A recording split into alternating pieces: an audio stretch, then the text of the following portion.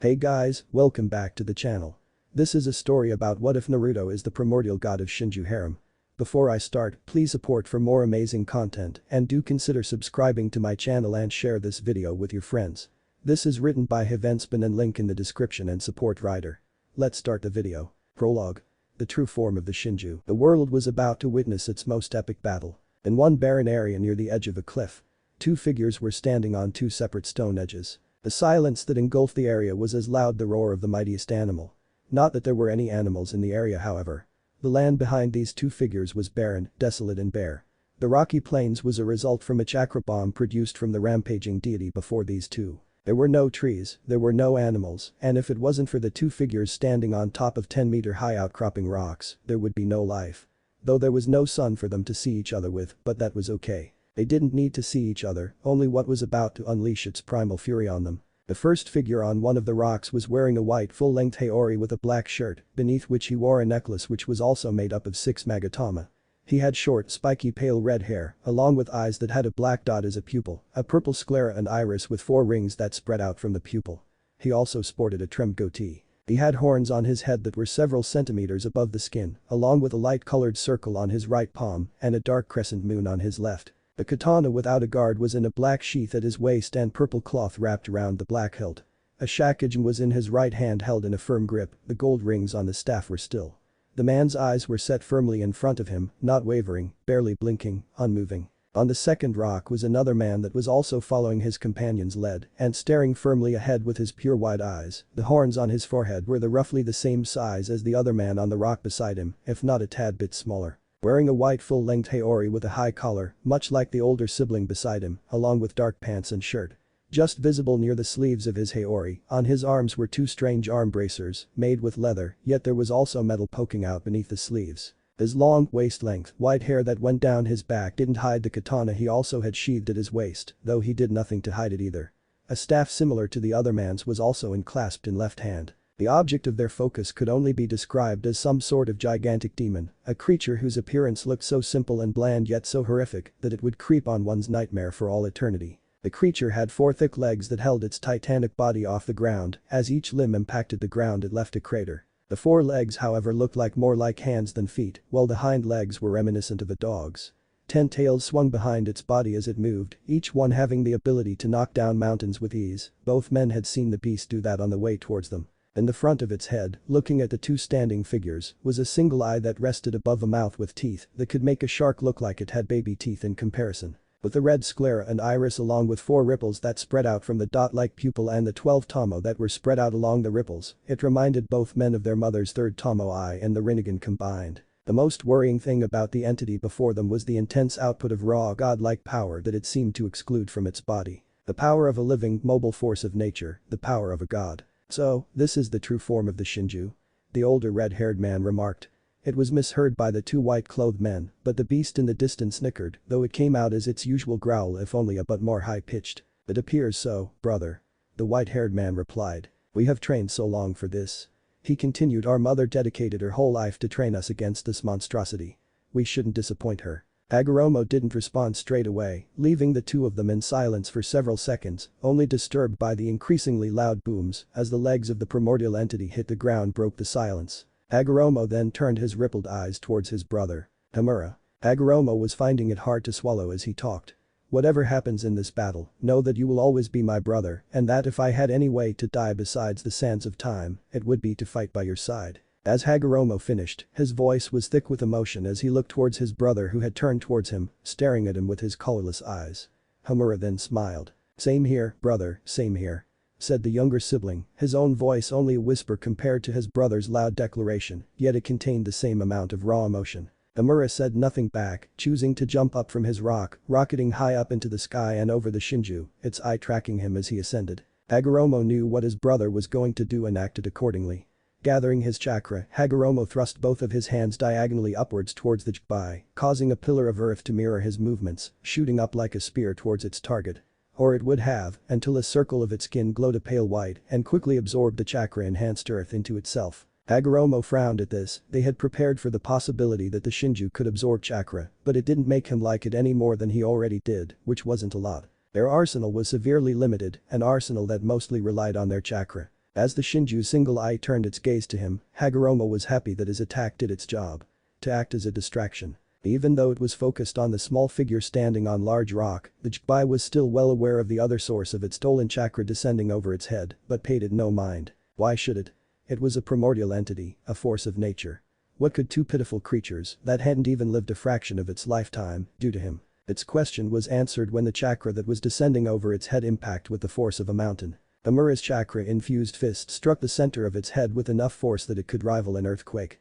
Taken off guard by the power of the descending fist, the front limbs of the beast buckled, causing its head to hit the ground with boom. That was what differentiated Hamura from Hagoromo. While the older brother decided to rely more on chakra-produced elemental attacks like his mother, while the younger brother, who lacked the Rinnegan that enabled mastery over all 5 elements, decided to focus more on physical attacks due to his perfect chakra control. Amura, though he had not inherited the Rinnegan, he had inherited his mother's Byakugan, which allowed him to have a clearer perception and understanding of chakra in its purest state compared to his older brother. It saddened Hagoromo that this battle would rely more on Hamura's physical attacks rather than his ranged attacks. It frustrated him that he could not help his brother to his fullest capabilities. He simply watched on as the beast's head lowered a bit, barely preventing itself from hitting the ground. It seemed that it could only absorb chakra it knew was coming, and unexpected chakra-based attacks could work, or only if the chakra was already outside the body. He prayed that it wasn't the former, otherwise it would hamper his brother's capabilities as well. But now that they proved to the thing that they were an actual threat, he doubted that they'd get another shot at a surprise attack. So it was all the same. As his brother landed next to him on his rock after flying back using his ability over wind, Hagoromo explained what he discovered. It seems that it can absorb chakra it knows it coming, much like I can. However, if caught off guard it can get hit by a chakra attack. Hagoromo explained to his brother, who simply nodded. His younger brother had probably already come to this conclusion about the beast's chakra absorbing abilities. Both men's attention was drawn back to the Shinju when they felt a shudder run through the earth and looked upon the 10 tails already on 3 legs and just finishing to put its 4th back onto solid ground. Both noted there was barely a scratch on the crown of its head, despite the power in which it was hit. As it stood, the beast let off a terrifying roar, one that split the heavens themselves much to his shock. When the shock waves produced by its roar reached them, the many rocks below and near them were instantly shattered as they were blown a few meters away, forced to fly up to the cliff behind them. Something else the brothers soon found out was that it wasn't just a roar either. As soon as the beast finished they felt the wind pick up and start to roar, the ground shake and tremble like it was the act of kami, and the clouds twist and swirl towards their direction. After several seconds of trying to maintain their balance on the rapidly crumbling rock, both Hagoromo and Hamura were forced to jump again to either side as one of 10 tails crashed onto their position, cracking the ground around it and creating a shockwave that destroyed even more of the earth. Both males had to once again dodge as 2 separate tails came at both of them, once again destroying the ground around the site of impact, namely the cliff they were standing on. When the next tail come swooping at them both males were ready, now on either side of the Jbai. Both nimbly jumped out of the way while launching an attack, Hagoromo launching several small jet black projectiles, while Hamura channeled pure black lightning through his body and directed it towards his fist and went on to punch the mighty beast. The single-eyed beast let out a roar of annoyance more than pain, as if annoyed at the 2 brothers for hurting it. What happened next was too fast for Hagoromo to fully comprehend. The Jbai opened its mouth, close to unhinging its jaw, and formed a dark purple and black cone of what could have only been chakra and launched it at Hamura. The cone then shot out at Hamura like a beam that impacted the earth with force the likes Hagoromo had never seen. The beam dug through the earth, crashing into Hamura and taking him along with it. The explosion that then took place next could only be described as the power of a god. The crater was larger than the beast itself, and the heat that was given off was enough to crack the ground for several kilometers in any direction. It took several seconds before the dome of the blast finally subsided. What was then visible could only be described as the act of a vengeful god. The entire area that was caught in the blast was flattened. What was once a rocky plain was now just flat and barren land. There was nothing there, including his brother. At first Hagoromo felt nothing. That was for about a second before he was overcome by pure rage by the likes he had never felt before. This thing had just killed his brother, it had killed his brother. He would have vengeance. Pushing his arm out so that his palm was facing towards the Shinju, Hagoromo decided to start right now. Shinra Tensei, almighty push. He roared, forcing chakra through his arm. The repulsive force flew invisible through the air, only disturbing the ground slightly before crashing into the Jbai. The force struck with the beast-like rage he had behind it, launching the hulking figure of the Shinju a kilometer or so away. But even then Hagoromo gave it no time to rest, still burning with righteous anger, he leapt after the 10-tailed beast, covering the distance in a few minutes. Landing just before the one-eyed god, Hagoromo whipped his hands forward. Large purple chakra chains erupted from his wrists and hands that then charged the recovering Shinju and started to wrap around the beast and its tails, restraining it tightly, as per their user's will. Unfortunately for Hagoromo, he forgot about one of the 10 tails that were attached to the body. The only notice he had was the blurring of brown out of the corner of his left eye before he closed his eyes and braced himself for impact. There was pain, but it wasn't from him, but instead from the Jbai still trapped in Hagoromo's chains. Taking a chance and opening his eyes, Hagoromo looked towards where he saw the tail coming from and was shocked. Pieces of earth had shot up through the ground and pierced the tail that was coming to was about to turn him into a smear, temporarily stopping it. "Hagoromo, move out of the way right now," said a strained voice, a voice that a few minutes ago he thought he would never hear again, his brother. Several parts of his chakra-produced pure white clothes were ripped along with several cuts and bruises, but other than that he looked fine, his cuts already healing thanks to his innate healing ability. His apparently not dead brother had his hands buried in the ground. "Hamura." Hagoromo breathed. "How?" he asked, confused yet glad at the same time. "The chakra shield." Hamura whispered out with great strain. Hagoromo understood the reason. Quickly releasing his chains, Hagoromo leapt back from the Shinju, now unrestrained, quickly started to stand, now determined to squash the bugs that were proving to be an annoyance. Hamura then stopped reinforcing the earth spikes, which quickly snapped under the strength of its tail. Hagoromo and Hamura quickly regrouped just as the Jbai was getting back onto its feet. "Hagoromo, we have to set up the seal. There's no way we stand a chance without it," Hamura said quickly while eyeing the rising Shinju. "Yes, I agree," Hagoromo replied while also eyeing their foe. "I shall start to set up the seal now while you keep it contained in this area. Remember, if even a single seal is sufficiently damaged, the seal will blow up with the combined power of everything I put into it as well as the natural energy that is in the area," he said seriously. "If they screwed up here, everything would be over.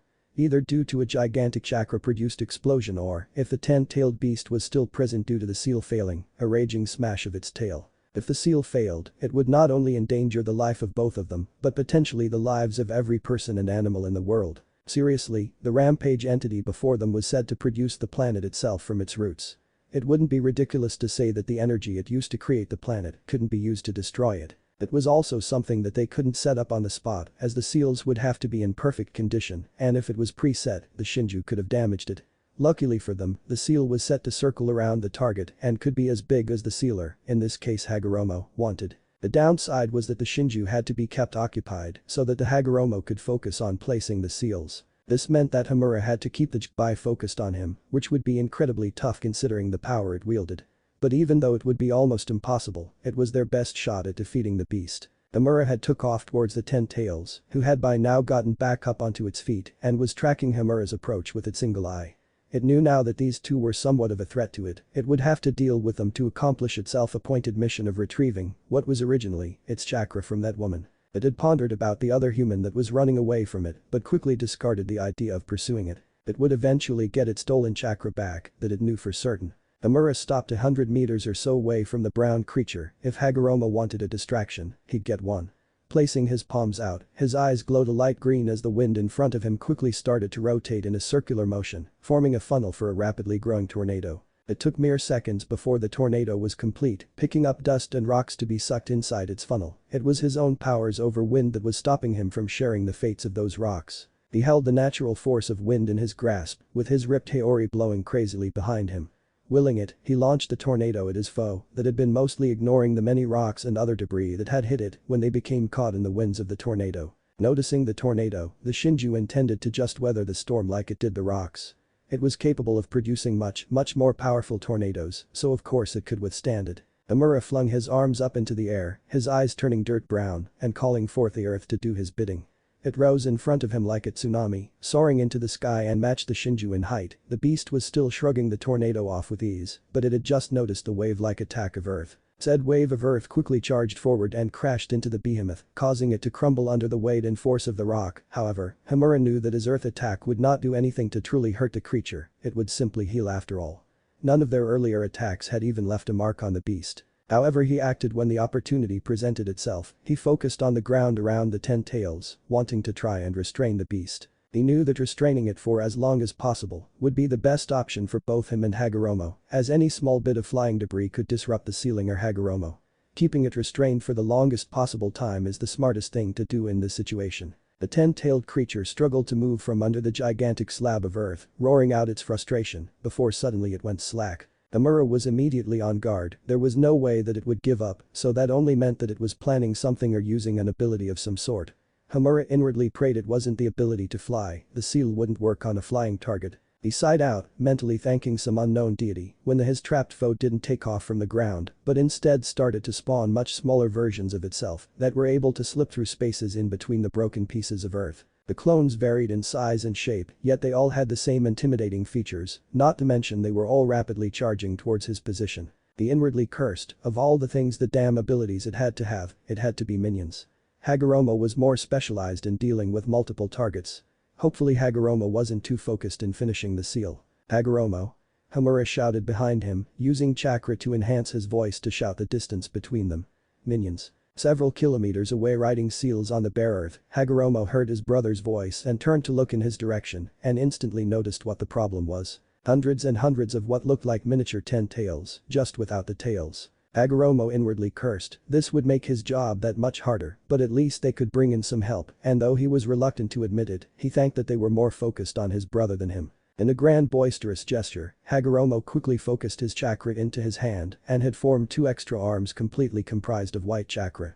With all 3 hands, he formed 3 different seals simultaneously while releasing immense amounts of chakra. Tengai Shinsei.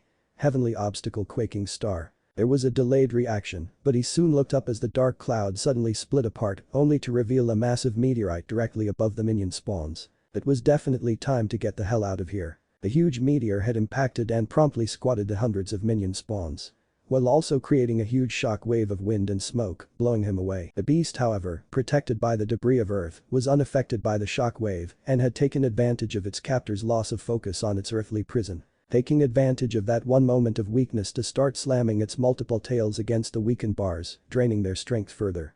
Hamura was too busy trying to regain his balance and had not noticed his prison being on the verge of breaking. The Chibai flexed its legs and the debris shattered like glass shattering into millions of pieces, and the one-eyed god roared in satisfaction that it was finally free of that infernal rough cage. That satisfaction was interrupted however when it felt another build-up of chakra, quickly turning its single eye to look at the source. It was greeted a bright flash of light struck it straight in the eye with enough power to take down a mountain. The beast released an animalistic yell that shook the earth and the sky alike. It was time to take these humans seriously, it would destroy them now. These humans needed to die. Its eye was quickly healed, and the 10 tails wasted no time in reminding the 2 mortals why it was a god. Its tails arched over its head before crashing into the area the nearest human was flying in. The earthquake that resulted from the slamming of the tails could be heard around the world. It had felt the soft fragile skin familiar to only humans against its tail when it had attacked. Finally it had succeeded. Amura had managed to get out of the shock wave unscathed, but he had not regained his focus in time to notice the huge tail ready to smash itself against him. Damn it. The beast had taken him off guard with how quick it had recovered as well, and unfortunately for him, he wasn't able to get out of there in time. He erected a chakra shield around himself, now he could only brace himself for the attack. But his shield was unable to withstand the brute force behind the attack, it had shattered within moments of impact, and almost immediately, he had felt the tail smash up against his skin. Thankfully he had went through the earth which had protected his body to the extent that the Juubi's tail had not squished his body like a fly being swatted. But his bones, God his bones.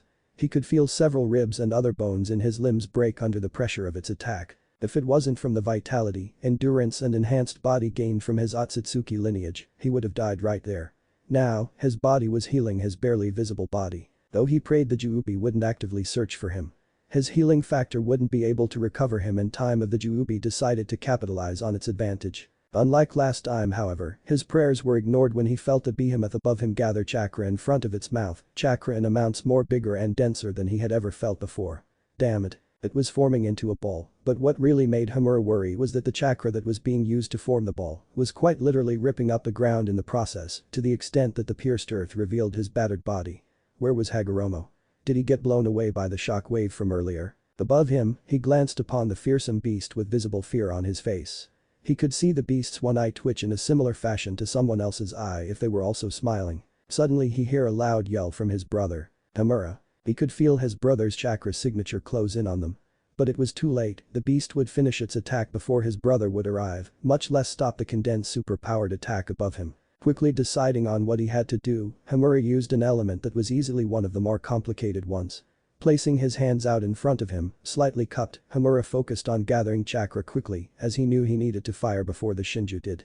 It formed into a cone pointing up towards the purple-black bowl of chakra. As the 10-tailed beast finished with its attack and was about to launch it, a large surge of chakra from beyond its vision made it hesitate for 1 second, and it was 1 second that it would remember for the rest of its existence. Die. Homura screamed and released the technique he had created, a large cone structure that guided a beam of transparent light straight towards bowl the Shinju was creating. The result of the two attacks colliding would stay in the mind of Naruto, Hagoromo and the Juubi forever. The attacks collided, creating an explosion of unprecedented scales. The Juubi and Homura who had erected a barrier of earth from around him in a poor attempt to protect himself, as well as digging himself further below ground level. The Juubi, who was now ironically the closest to the explosion, took the worst of the damage. It was quickly consumed by the blast, hidden from view, though its primal roars of pain would give those around the world an idea to what it was feeling.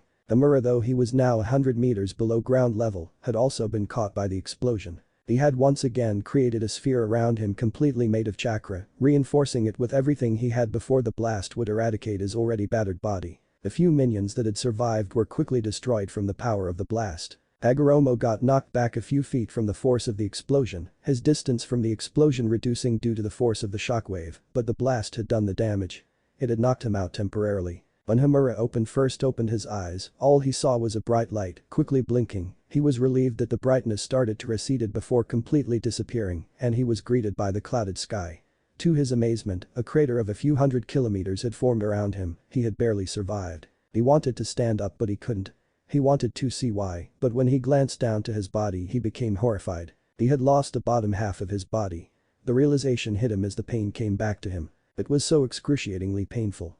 He had to let it out, somehow. He relied on instinct. Letting out a scream of pain. He could only sit there and watch as the primordial beast shook itself off from the slabs of earth, seemingly unharmed. Suddenly, despair hit him. It was foolish to think they even had a chance. Especially against the primordial being that created the planet itself. Damn it. This was not how they had envisioned the fight. Never in their life, not once in their life had they ever been this badly outmatched. The one-eyed beast closed in on him, its triumphant smirk clearly visible on its hideous visage. Looming above him, its eye was directed towards where he assumed his brother was. Until its gaze was again directed at him, its smirk growing ever more wider. It opened its mouth and lowered its head towards him. Fuck. This thing was going to eat him. As he stared into the abyss of the Juubi's mouth and had desperately tried to crawl away futilely. He heard the scream of his brother from the distance. The last thing he heard was "Brother" before he was swallowed whole by the primordial beast. Hagoromo had just recovered from his short state of unconsciousness. He groggily woke up while shaking off the huge rubble on top of him, only to see the huge beast in the middle of the huge crater resulting from the biggest explosion he had ever seen. It was moving its head down slowly as if below it. Oh no. He could only scream out as he flew towards the Juubi. Brother. He had to do something. Anything. But it was too late. The beast had ate him, throwing its head up to digest his brother, easier as it made a huge sound. Gulp. It had ate his brother. His family. The emotional stress had hit him like a meteorite 3 times bigger than Earth. His powers failed him right then and there, unable to focus properly due to his turmoil. He fell, his powers of flight also failing, right next to the seal, the ace they had up their sleeves. But what was the point? One of the main reasons he was fighting for had just been eaten. If his powers couldn't do anything to protect his family, then what was the point? He had felt the gaze if the Juubi suddenly fall upon him. He could actually see since his own head was still focused on the ground. But he could feel the naturally immense and oppressive aura of the primordial god fully focus on him. It was over. The hopes his mother had placed on him and his younger brother, they had both failed her. Once more, he had felt the shaking of the earth, signifying that the colossal beast was once again mobile. It had set its sights on him. He looked up faintly, weakly. He couldn't muster up a single attack.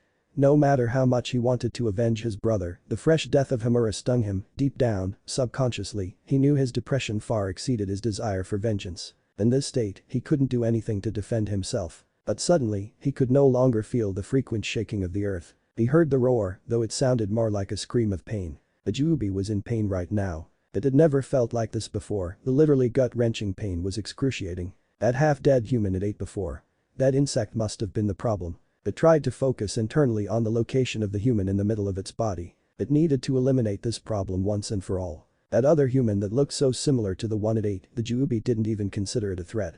If that human was as strong as the one it ate, then there was no way it could cause the same amount of pain as the one in its body was inflicting right now. Hagoromo looked onto the side of the Juubi, clenching what was equivalent to a human's stomach in pain. He was vexed at first, but then he realized something, or had at least hoped it was true. The Juubi wasn't like normal sentients like animals or humans. The Juubi was a god. It probably didn't even have a heart or any organs like a stomach. That meant his brother could be alive. It was the only explanation of why the Juubi was suddenly feeling something equivalent to a stomachache. That low possibility brought hope to his depressed state. He tried using his senjutsu enhanced sensory abilities, only way you can sense the Juubi or anything inside it, to locate his brother. But it was no use. The Juubi was literally the mother lode of all chakra. In that massive void of chakra there was no way he could sense his brother's chakra, which was a tiny smidgen compared to the amount the Juubi had. This battle had humbly taught him that. His brain nearly exploded from the sheer overload of sensing that much chakra. It's always made me wonder how Naruto could still function properly after he sensed the Juubi's chakra. It was sentimental of him. But he couldn't help but think his brother had sacrificed himself in order to allow him this opportunity. His priorities were set straight now, his determination to do things right came back full blast. The beast had stopped, this was his chance to complete the seal. A chance his brother provided him with his life. He couldn't waste it any longer. Too much time had been lost because he wasted time worrying for his brother. I'm sorry. Forgive me, brother. It was ironic that he had been weeping earlier for the death of his brother, only to find out moments later that he would be the one finishing off the deed of killing his brother. But the earlier sentiment he had reminded him of one last thing: there was no way he could waste his brother's sacrifice. Not when millions of lives were at stake. He resumed the construction of his sealing array. Only a few more minutes till its completion. A few minutes later, the Juubi had finally ceased the pain.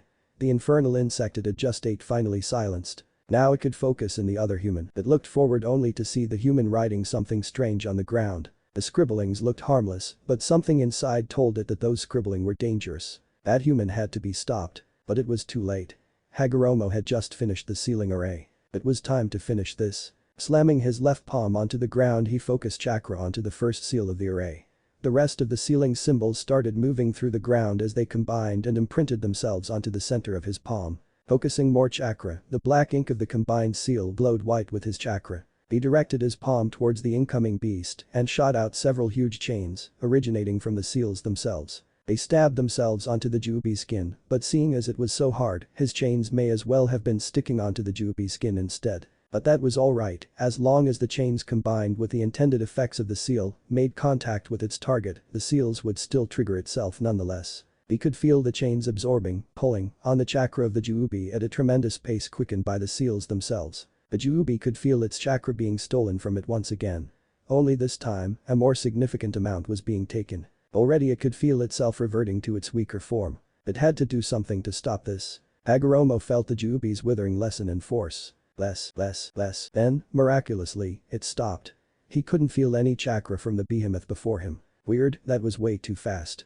He could have sworn the Juubi had more chakra than what was in the palm of his hand right now. But right now, his mind was focusing more on containing the chakra gathered within the seal on his palm, or otherwise risk a chakra explosion bigger than the last one. Quickly, he slammed the palm that contained the seal onto his stomach after he had ripped the top half of his haori with his right hand.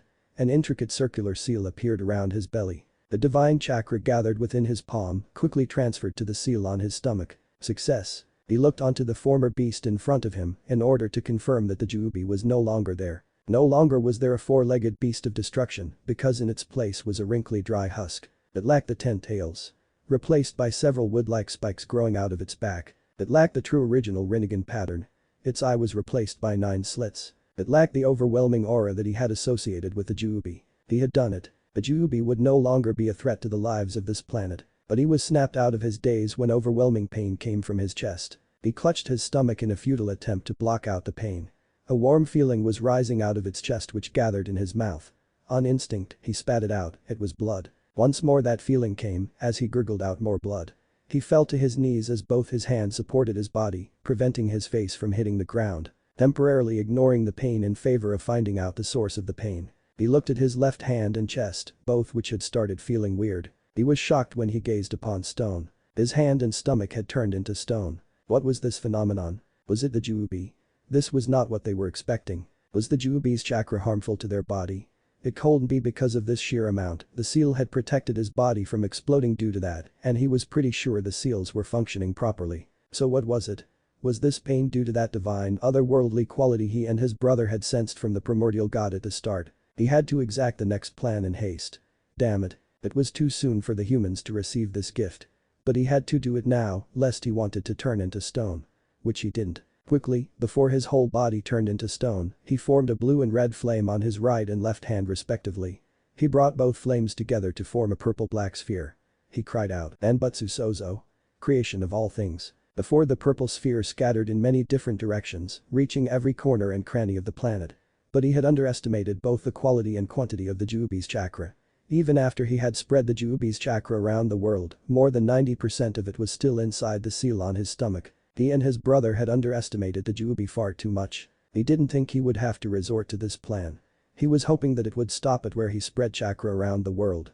Quickly, visual images of 9 different yet distinct animals popped up in his mind. He repeated the earlier process and once again yelled out, "Nanbutsu Sozo." Creation of all things. 9 giant purple spheres surrounded him as rocks started to from the ground started to gather around the spheres. Eventually they started to become distinct and large in size. Though all 9 statues were brown, they all had something in common. A fairly big stature, bigger than an adult human anyway, and tails, though they varied in numbers, from 1 to 9. The statue with 1 tails became a sand raccoon. The statue with 2 tails became a blue fire cat. The statue with 3 tails turtles became a turtle crab. The statue with 4 tails became a red gorilla. The statue with 5 tails became a horse dolphin. The statue with 6 tails became a slug. The statue with 7 tails became a flying insect. The statue with 8 tails became a octopus. Finally, the one that contained most of the Jubi's stolen chakra, hence the most powerful of the 9 new beings, became a 9-tailed fox. Huff huff huff. He was so tired after this ordeal. Most of his lower body including his entire left arm became stone. But at least he had avoided death. The 9 beings, that were a tad bit bigger than him, were asleep. He would have to take care of them and teach them the values of peace so that they wouldn't rampage around the world like the Jubi when he was dead. He made an attempt to teleport them back to his secret training ground. His mother probably wouldn't take too kindly to the 9-tailed beings he had just created solely from the Jubi's chakra. After he had divided the Jubi's chakra, most of it contained in the 9-tailed beings around him, he could still feel something within the seal. It felt so pure. His own chakra, his brother's chakra and his mother's chakra felt pure. But the density and purity of the energy inside the seal was just amazing, transcendent even. It wasn't unique to the Jubi, that was for sure, since he could feel the same quality in his family's own chakra. But it was just so much purer. Was that why he was turning to stone before? What was it? He could also feel the same energies around the planet, except they were so much lesser in amount compared to the amount in his seal. Without the Jubi's chakra, the energy in the seal wasn't lashing out anymore, it was just sitting in his seal idly. Hhhh. He cried out in frustration, he could think about this later. Right now it was time to focus on his space-time technique to teleport him and the 9 sleeping animal-like beings. It took much longer than expected, probably due to his exhaustion. While he was focusing however, he did not notice the dry husk of the Jubi behind him open its mouth.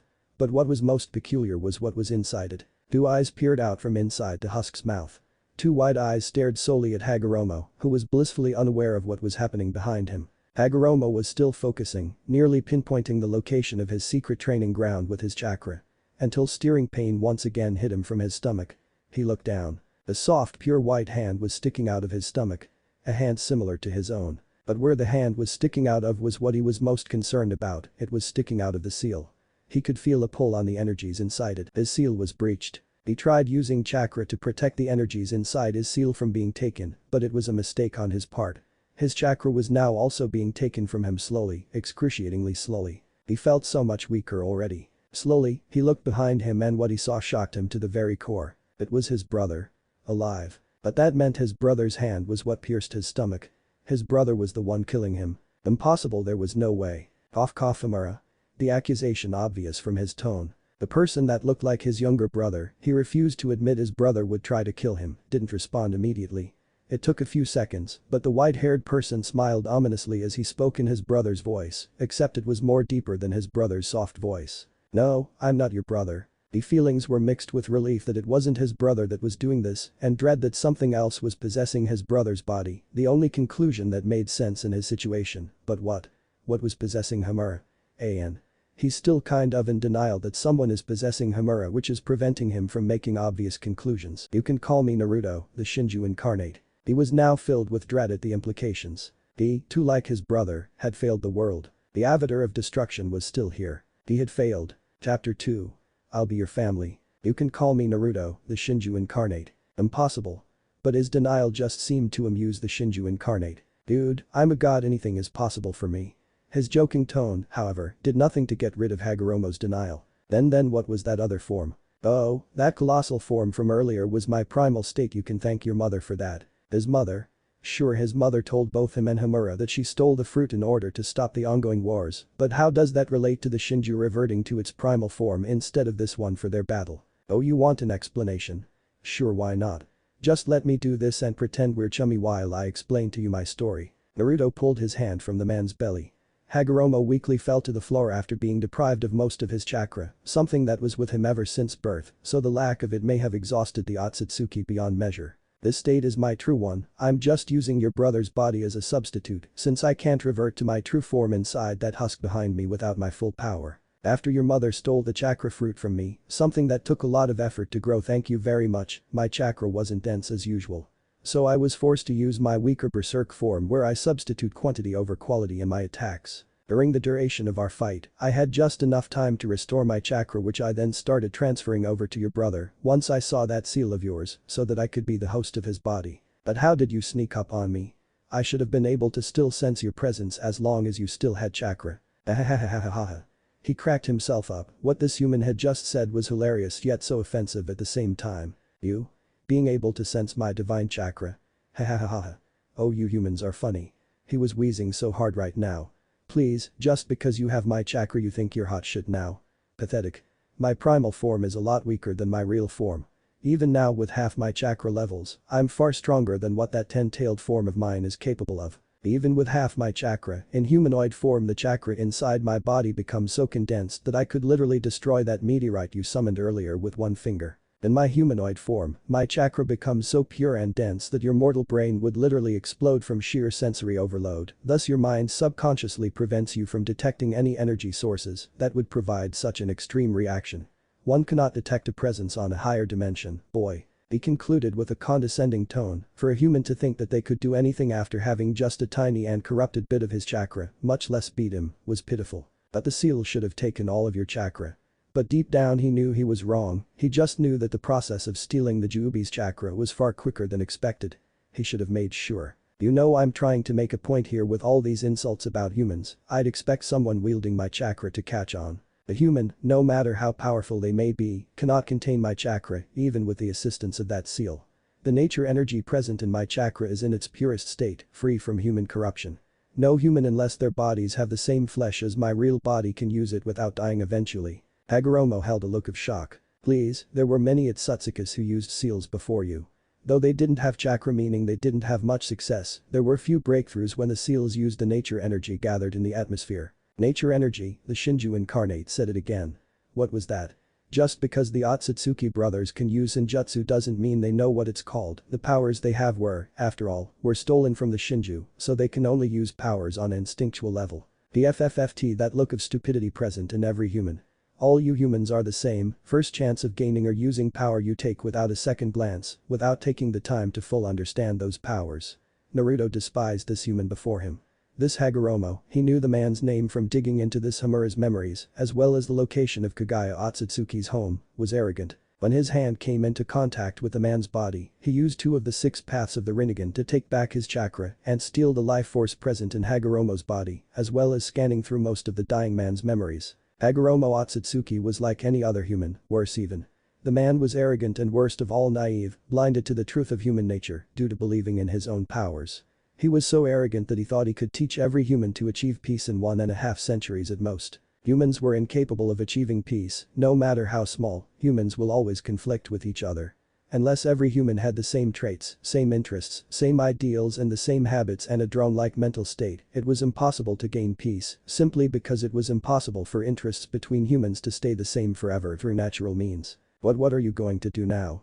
It was a legitimate concern. Now that the Juubi was a lot smarter and apparently stronger, there was nothing to stop it. His mother couldn't fight the Shinju because her powers directly came from the Shinju, whilst the chakra they inherited from their mother was polluted due to the 9-month or so process of birth, lest she wanted her chakra to be immediately sucked up by the primordial god. To kill your mother, of course. she's held onto my chakra for far too long. Then please spare the humans. Oh, don't worry, I won't harm the humans, but when they harm my planet with my chakra which they will, I will come for them. A hand came up towards him, a familiar hand which contained that familiar seal. Oh no you don't. He firmly grasped the hand and crushed it with only 2 fingers. What? Don't like it that I'm going to harm the humans? Well fuck you. I'm a god, this is my planet, these humans are living on my property, and they owe me millions of years of overdue rent, bitch.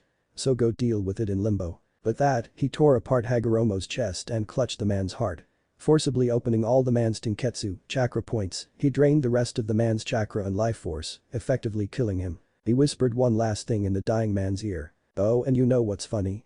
Even if you had perfected the seal it wouldn't have worked. Permanently ridding one's chakra only works if you first steal their life force. Otherwise their chakra would just recover in time. The man would have widened his eyes in surprise if he wasn't dying. But before the man completely died, he tapped the 2 special eyes in the dying man's possession with his chakra-enhanced fingers on the other free hand. It was time to take back what was only meant to be his. Absorbing them, while ignoring the Otsutsuki's rather pathetic scream of pain, he could feel the changes in his own eyes. He could feel this so-called Byakugan slowly change its properties as it morphed into a purple eye with several concentric rings. This devolved version of the Rinnegan was significantly weaker than the original eye, the true Rinnegan. Evident from the fact that it also missed the Tomo patterns on the rings. Just because he doesn't have the original Rinnegan does not mean he can't cause natural disasters, you only need monstrous amounts of chakra, the Rinnegan just makes it easier to do so, but he can't change dimensions and space-time Aka reality without the true Rinnegan. The Gaia can't control reality freely, but she can change dimensions, there is a difference. Being able to control reality is like controlling every aspect of it which includes life, physics, and basically the fundamental laws of the universe. Which is why the Shinju is op because in his true state, he could basically wipe oxygen away from existence, effectively killing everyone in the universe in mere seconds. He could no longer feel the power inside his body that he required to control reality. At best he could access the basic 6 paths. It was a good thing Kagaya couldn't do shit to hurt him, because the closer he was to her the easier it was to absorb her chakra, even without physical contact. Suddenly he felt the heart of Hagoromo ceasing to beat. The human stopped moving. Hagoromo was dead. Today, 2 members of those blasted Otsutsuki have died, 1 more to go. Good riddance. He released his grip on the man's still heart and let the deceased Otsutsuki fall lifelessly onto the ground. The former Otsutsuki had dried up into a husk and had disintegrated into ashes from the lack of life force the moment the carcass had touched the ground. The Gaia Otsutsuki would meet the same fate. The only reminder of their battle was the destruction they had laid waste to over the barren land and Hagoromo's sword. It was a simple design. During his spectating of the battle, while he was locked deep in his own subconsciousness by his own primal urges, he didn't see the sword in action at all, due to Hagoromo being busy getting knocked around and making his seal. Yet the blade, the quality of that metal was similar to his own. In short, it was a splendid blade. He picked it up. He delved deeper into the memories of the body he possessed.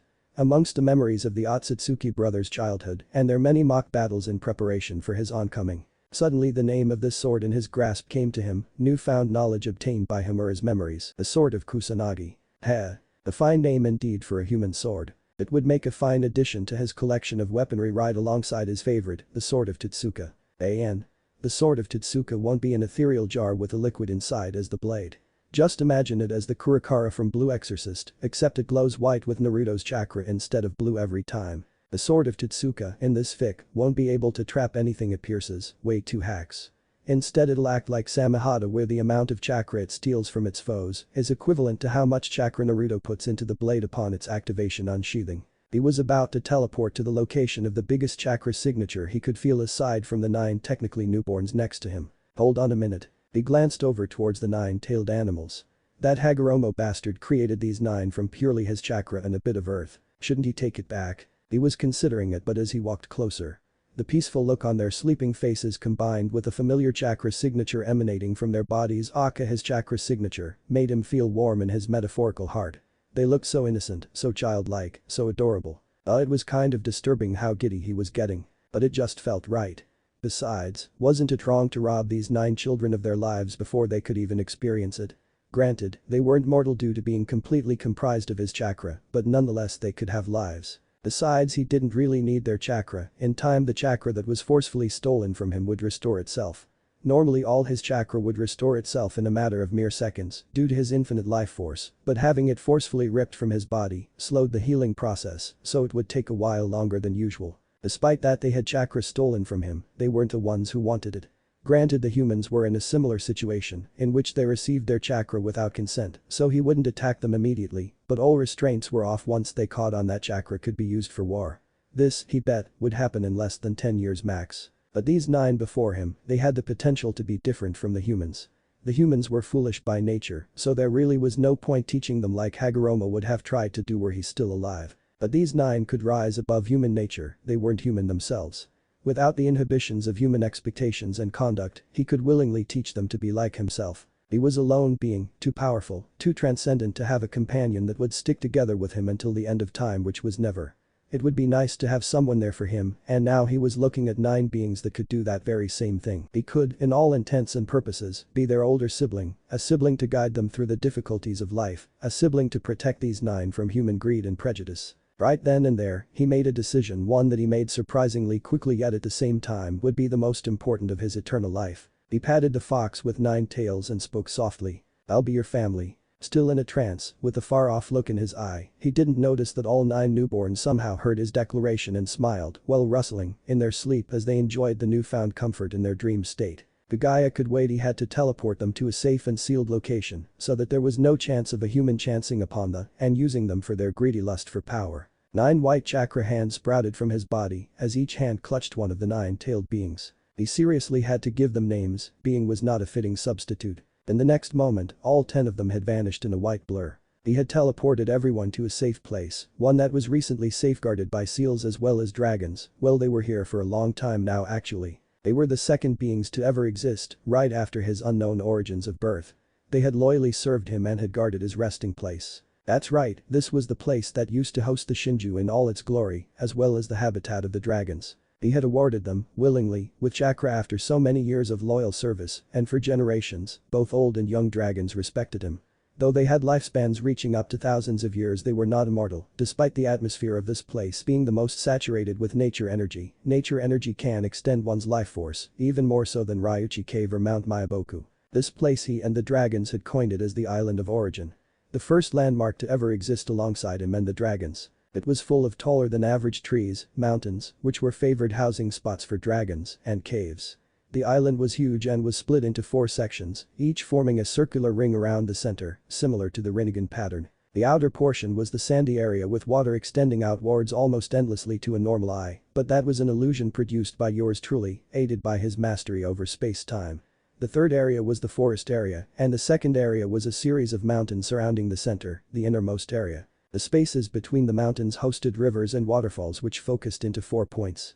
North, south, west and east, which then flowed out into the sea that covered the rest of this private dimension. The innermost area was circular and looked exactly like a grass plain, except it was filled with small flowers of varying colors like pink, yellow and red.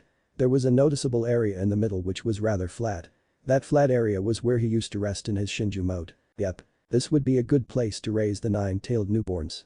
The dragons would protect them in the now improbable chance of any intruders. Not that they needed to, though Kagaya had once infiltrated this place to steal his chakra fruit, using seals to disguise her presence from the dragons. They, however, no longer had to fear any similar intrusion, for he had set up seals ever since then, in order to stop people like Kagaya from entering this place, using any space-time teleportation techniques, and he had warped this place into a different dimension that only he and the dragons could access. Eventually these 9 newborns would be able to do so, too, with his permission. Naruto-sama. He turned his head a bit to stare at an approaching dragon. An. The dragons are Chinese version. Long and usually have no wings unless you count a dragon like Slifer the Sky Dragon. Unless it's the Elder Dragon Sage which has the typical winged 4-legged form. This dragon, however, was special.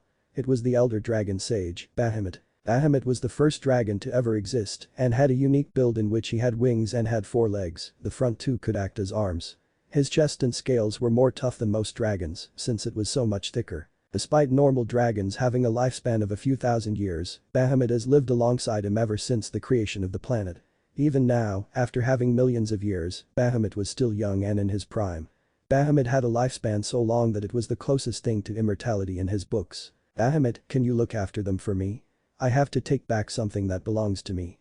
He pointed behind him in order to allow the dragon a better view of the 9 infants. Yes, Naruto-sama, why do I sense vast amounts of your chakra from them? Not to mention I can suddenly sense thousands of different chakra signatures. Does it have something to do with why you seem weaker, Naruto-sama? Yeah, my battle with those Otsutsuki brothers had an unexpected twist. Seals are such hacks. Well, case in point, Hagoromo used a seal to steal half of my chakra and he split among the 9 behind me. I wanted to raise them as my family. Ah yes, you're going for that Kagaya Otsutsuki next, is that right? Yes. Very well then, I will look after them until your return, Naruto-sama. Very good, Bahamut. He turned around and approached the sleeping infants. He placed a seal on all of them. They were all chakra beings, they didn't have coils like that Hagoromo did, so that meant their entire well-being status was entirely dependent on the state of their chakra. The seal he placed on them stilled the chakra circulation underneath their originally earthen hide. This would keep them in a permanent sleep state until he removed them. They would be asleep until he returned from getting back his chakra from that rabbit thief. It was finally time to kill that bitch. She could sense him coming. Her sons had failed. The seal had failed. He was coming and she wouldn't be able to do anything to stop him. It was time to resort to plan B. Danbutsu Sozo. Though nothing happened at first, the palm she had extended out soon shot out a jet black substance. The substance then formed into a jet black humanoid. Black Zetsu, it is time. Yes, mother. Naruto had been flying over the sea, making his towards the mountain range that hid Kagaya Otsutsuki from civilization. In the distance, he could finally spot the shrine in which Kagaya resided, near the top of the biggest mountain within dozens of clicks. Suddenly, he could feel a huge spike of chakra in the vicinity, but he had mistakenly guessed that the huge thunderclouds were the cause of that spike. Distracted by it, he didn't notice a jet black figure leap out of the Otsutsuki shrine as it sank into the shadows of where it had landed, fading away ominously. As he looked upon the series of natural lightning coming his way, he smiled at this pathetic attempt to delay him. He was a god of nature. Time. Death. Life. Oblivion. And badassery at its finest. Even with his original power, absolutely no forces of nature, especially when it was produced by chakra, his chakra for that matter, could harm him. Even if the Rinnegan she possessed was superior to the one he was currently wielding, nature itself could not harm its creator. It could serve to delay or distract him, but it could never harm him. True, he wasn't in his body anymore, so that no longer held true for the time being. But he still held his chakra in amounts that Kagaya could never hope to match. Chakra that was used to create the planet itself. Chakra that served to be the origins of seas, continents, skies, lightning, fire, wind, earth and water. Chakra that would force these lightning bolts before him to submit to his will, not hers but his. The forces of nature itself obeyed only his command. That was the natural order and he would make sure that it stayed that way and no women with a god complex would steal that authority from him, no one. So send whatever you will to stop me. Nothing will stop my judgment. Nothing would stop these fists as they deliver to you the hammer of righteous fury. By the end of this day, that rabbit would pay for its insolence. I am sorry, but I will be skipping this fight since it won't be much of a fight if I did write it. There will definitely be a Kagaya vs Naruto fight, maybe. Naruto-sama, welcome back, I trust that human has died a painful death. Bahamut greeted him the moment he teleported back. He couldn't stop himself from smiling, of course she died, nobody survives from fighting the primordial god. Though he did make note to get rid of that pest Kagaya had created just before she died. He didn't notice it before due to the interference of that thunderstorm, but when it all subsided, the presence of Kagaya's chakra, though a tad bit, originating from a position quite a whiles away from Kagaya's body, made it obvious that Kagaya had just activated some backup plan before he visited. What a pitiful last attempt to leave a remnant of one's own life, he scoffed. He could literally squash that jet black pest with a thought. When Kagaya died, he had absorbed the chakra she had stolen from him via the fruit and regained the original Rinnegan pattern, albeit in his left eye only. That wouldn't be enough to control all the primordial entities, but it would do for now. At least the earth was now truly in his command once more. He could literally will the earth to swallow, the pest whole. But he wanted to see the fruits of Kagaya's last plan. If he knew humans, which he did, it was probably some cliché attempt at reviving herself. Experience told him that god complexes usually go hand in hand with immortality obsessions. After all, what kind of god were you if you could die? Of course, that woman won't be bothering us for some time. For some time? Oh. A look of confusion followed by realization, Bahamut and the older dragons were just as knowledgeable about human nature as him. That and he kind of had an emphatic link with the dragon summons. Yeah, give or take a few thousand years. Okay. You'd think they'd be more worried about someone who could bring the world to its knees being brought back to life, but Naruto could handle her any day, provided it wasn't on the day when he produced a chakra fruit, which was the human equivalent to taking a dump. Not even the primordial god could fight at full capacity when he was trying to release some excess chakra via the fruit. It was kind of a funny thought, really, to think someone as dignified as Princess Kaguya would eat his excretion. Naruto-sama, I am pleased to inform you that the chakra of the 9 infants you brought before have stabilized. They will awaken immediately after you have removed the seal. Good. It was time to be acquainted with his new family. It was a strange thought. Family, that is. Since the beginning of time, the first primordial entity he had control over. By the way, he was alone. For millions, billions, he lost count of years, though he liked to think it was in the millions, he was alone. The closest thing that came to family was the dragon summoning clan. In a way, they were like his children, Bahamut being his oldest son. Now, there were about 9 more additions to the family. Though it was unbecoming of someone of his stature, quite frankly, he was nervous. What would they think of him? How would he raise them? Did they even need raising? Or were they already embedded with the knowledge he had gained over the years? These next few moments would tell. Approaching the 9 cuddled-up infants, resting in a cave surrounded by the warmth of dragon fire, he intended to remove the seal. 9 white chakra arms sprouted from his back, each dashing towards the seal on each infant. As they made contact, he could feel the chakra imbued on each seal. Following this feeling, he had pulled on the external source of chakra and reabsorbed it. Unlike the mortal practitioners, his seals did not require ink to channel chakra, they were made of chakra itself. Without that source of energy, the seals on each animal quickly disappeared. He could feel it, they were awakening. The chakra of each being put together as it burst out into the open. It was quite an impressive amount, but it was raw in nature. Oppressive, untamed power. Their chakra was similar to his when he was in his berserk 10-tail state. It did not possess the soothing, warm, otherworldly quality of his natural chakra. That was probably going to be one of his main goals in raising them. To teach them how to control their power, how to refine it until it was similar to his. The 9-tailed one would probably be either the hardest or easiest to raise. 40% of his chakra was taken, a minuscule amount less than 1% going to the humans, while the rest was placed inside the 9-tailed infants. Out of the 9, the 9-tailed one had the most of his stolen power, amounting to around 20%. The first one to awaken was the 1-tailed tanuki. It had the least amount of chakra out of the 9, so naturally it was the first to stabilize all of it and thus awaken. Rather, tanuki groaned. What was weird was that it sounded feminine almost. These 9 were, internally, completely made out of chakra, so they didn't have genders like the mortals. But he guessed that in the foreseeable future he would be regarding the 1-tailed one as a female, if nothing more than for convenience's sake. Mug? Who are you? Interesting, though she seemed to be unable to talk. He could understand the intent behind her incoherent question. There must be some kind of mental link between them. But that was a thought that had to be saved for future reference. There was an infant that required his attention. Walking up towards the tanuki, he stretched out his arm. However, the tanuki saw his gesture as a threat. Instinctively, it took a step back. The rocks around him started to change into sand that started to surround him. Looking at the tanuki, he saw that she was shaking a bit. Fear. I see, you have nothing to fear. He sent that message through their bond, the shaking lessened. One more push was needed, it seems. Pouring out his chakra into the atmosphere, the infant calmed down under the direct presence of his chakra. So warm. Seeing that the infant was no longer shaking in fear, he reached out once again. Stretching out an arm, he petted her head. The tanuki nuzzled into his palm, clearly enjoying the warm feeling of his hand. Shikoku, that'll be your name. It was kind of uncomfortable referring to these 9 without any proper names. So that's why he would give it to them as any proper parent would. An. Ichibi is female in this fic, changed her name from Shukaku to Shikoku, and yes, I am aware that it is the name of an actual Japanese island. Shikoku made a delighted sound and nodded in confirmation, clearly liking her new title. He would have to teach her to speak in the future, as well as her other siblings if they required it. That being said, he had noticed the other 8 infants were waking quicker, probably due to exposure to his chakra. Slowly, one after another, from the 2-tailed cat to the 9-tailed fox, they awakened. They were in a pseudo-groggy state, but one look at their chakra told him that they would return to normal in a few seconds. One after another, they looked around checking their surroundings until their curious gazes fell upon him.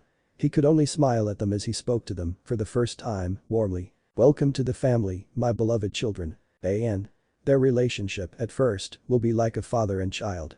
Some of the Biju will consider him as a father, some will consider him as an older brother, and a few will consider him as a lover in the future. It changes. 1,000 years later, Dusan, come on, let's play tag. Jayuki, the 8-tailed octopus, cried out. He chuckled, it was a funny thought that such beings of immense power were playing such childish games. But that was a good thing, it was good to be innocent as long as you could. Though they had lived for 1,000 years, 99% of it was spent in isolation, which preserved their innocence, free from human influence. Alright, wait for me. It's been a 1000 years since the nine-tailed ones were introduced to his isolated family. The integration went smoothly, though the nine were at first scared by the sight of the looming dragons. They learned to cope with it. Right now they were all running around, trying to hide from the scouting dragons who were also involved in the game. He could spot them easily with his Rinnegan, but they didn't need to know that. They had even resorted to hiding in their human forms to make it more difficult to spot them. Shikoku was a young caramel-tanned 12-year-old looking girl with long waist-length dirty blonde hair. Matatabi, the two-tailed hellfire cat, looked like a girl of similar age, except she had sun-tanned skin with wavy blue hair that extended down to the shoulders. She still had sharp claws though. Hamaham, the three-tailed turtle, looked like a 14-year girl, with dark gray hair that covered one of her bright green eyes, similar to her real form. Son Goku, the four-tailed ape, took the shape of a buff 20-year-old man with short orange-red hair. Akuo, the five-tailed dolphin horse, was a 16-year-old girl with creamy white skin and hair, which extended down to her waist. She looked exactly like Matatabi's human form, except her hair was white instead of blue. Not to mention she had E-cup breasts. Seiken, the six-tailed slug, took the form of a 17-year-old teenager with light purple hair. Demei, the seven-tailed rhinoceros beetle, took the form of a 17-year-old teenager that looked similar to Seiken's human form, except that his hair was a darker shade of purple and it extended down to his waist. Daiuki, the eight-tailed octopus, was a 17-year-old teenager that was muscular but not as buff as Son Goku. His skin was brown while his hair took a lighter shade of brown. His form wasn't completely human, as two blunt horns replaced what would have been ears. And last but certainly not least, was Kuromi, the nine-tailed fox. She took on the form of an 18-year-old adult with silky waist-length crimson hair and creamy white skin with F-cup breasts. They all had slits for eyes with colored pupils that matched their chakra nature. They were also, all of them that is, wearing kimonos that were the same colors as that of their eyes and chakra nature. E.g. Kuromi was wearing a crimson kimono and had crimson slitted eyes. Kuromi turned towards him and shouted excitedly. "Come on, Naruto-kun. Let's run away from the dragons." She ran towards him and dragged him off to God's nowhere. Yeah, it was a peculiar relationship he had with the nine-tailed ones. Over the years, he had differing relationships with all of them. The Goku, Seiken, Jimei and Jayuki he was a father. The Shikoku and Matatabi he was an older brother. However, to Kakuo, Kamehame and Kuromi, he was a desirable being. There was some quality he had that attracted them to him. It was something akin to how female humans would eye handsome males, but nothing would come of it yet.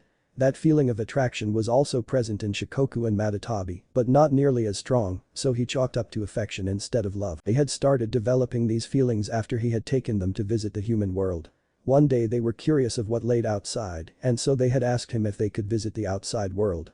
He too was curious of what the humans were up to now, though he had an inkling he wouldn't like it. In his prime, he had control over all primordial entities such as reality, illusions, time, space, life, death, limbo, oblivion, Mother Earth and etc. In his prime, he was able to connect with the planet itself on an instinctual level. Every moment that passed he could experience every action that the humans had experienced on his planet. Every drop of water, every loss of life, every inch of growth, every emotion experienced, there was absolutely nothing he could miss, except for when he was taking a dump. However, with only 60% of his power, his control over these entities decreased. Sure, he still had control over all of them, but not to the degree he had in his prime. That's why he created avatars to assist with him controlling each entity. Such as the Shinigami, the avatar of death, Zetsu the White One, the avatar of Mother Earth, Izanagi and Izanami, the avatars of reality, the Matarasu, the avatar of life, though for some amusing reason they coined it as a female sun goddess. Coincidentally he had joined her together with the sun, so it was a fitting title. Tsukiyomi, the avatar of illusions, though like Amaterasu they coined it as a male moon god. Also coincidentally he had tasked it to look after his real body which was placed in the moon, another creation of his. He didn't bother creating avatars for the other entities, his control over them were still at peak performance. Though his control over time was at an all-time low in comparison to the other entities. During his moment of WEAKNESS taking a dump, Kagaya's actions had blurred the future. What used to be one linear future, thanks to his control over both reality and time, was now split into millions of futures, an amount that was rapidly growing over the years. The simultaneous flashes of 1,000 different futures gave him a headache. So with his control over space, time and reality, he was forced to create the multiverse, though only this universe, the first universe, contained the Shinju and the nine-tailed ones. Ever since then, the headache stopped. Thank God for that. Another solution was taking back his stolen chakra and thus restoring his true Rinnegan, which would give him full control over the primordial entities once again. But nah, he had enjoyed their company over the years.